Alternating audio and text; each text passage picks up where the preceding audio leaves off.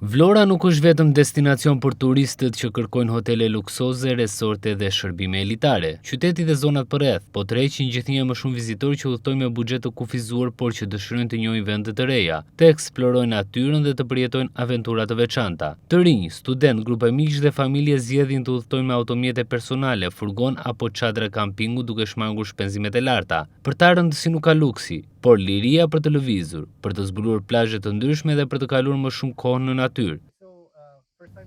Është hera e parë që unë vi në Shqipëri. Quhem Elisabeth dhe vi nga Vjena. Kam ardhur në Shqipëri së bashku me një grup shokësh. Jemi gjithsej 19 persona. Dhe do të qëndrojmë vetëm këtu në Vlorë për rreth 2 javë.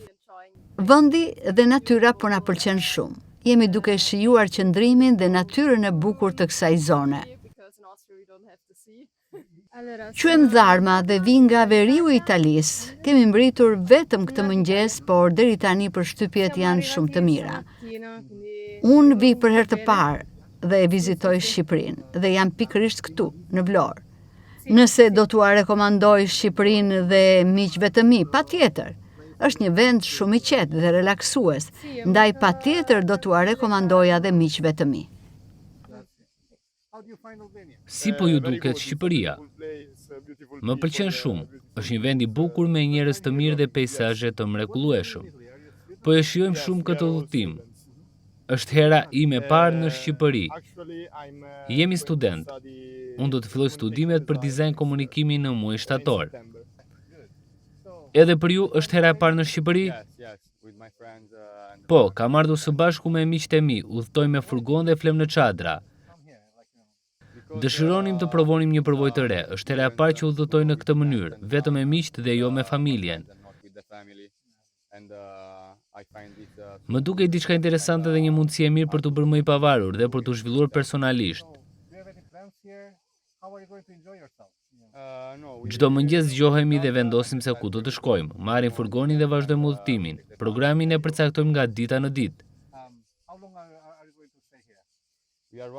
Kemi mbërritur në datën 23 korrik dhe do të largohemi në datën 1 gusht. Si po ju duket Shqipëria? Mendoj se Shqipëria është një vend shumë i mirë për të përjetuar eksperienca të ndryshme. Për të gjithë ne është vizita e parë në këtë vend dhe deri tani po na pëlqen shumë. Këtë vit i ndërpreva studimet universitare sepse nuk më pëlqente dega që kisha zgjedhur. Vendosa të punoj për rreth 6 muaj përpara se të nisja këtë udhëtim. Doja të fitoja përvojë, të udhëtoja dhe të njihja më mirë botën. Cili është mendimi juaj për Shqipërinë? Shqipëria është një vend shumë i bukur, njerëzit janë të sjellshëm dhe ushqimi është shumë i mirë. Deri tani, çdo gjë na ka pëlqyer. Unë studioj komunikim në universitet. Nuk është hera e parë që udhtoj me miqt, por është hera e parë që bëjmë një udhtim të tillë me furgon dhe me çadra.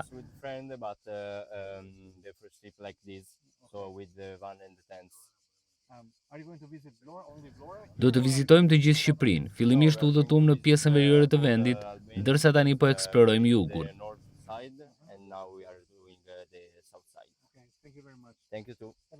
Kam ardhur së bashku me të fejurën time. Shqipëria më duket shumë vend i bukur dhe i qetë. Është një destinacion relaksues dhe shumë i përshtatshëm edhe për familjet. Këtu ofrojnë shumë shërbime dhe deri tani po ndihemi shumë mirë. Kemi vetëm 2 orë që kemi mbërritur. Tani po përgatisim një pjatë makarona në stilin italian.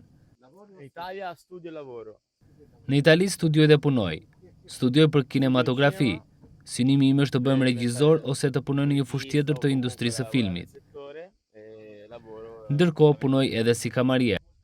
Është vizita ime e parë që vi në Shqipëri. Dhe normalisht do ta vizitoj sërish.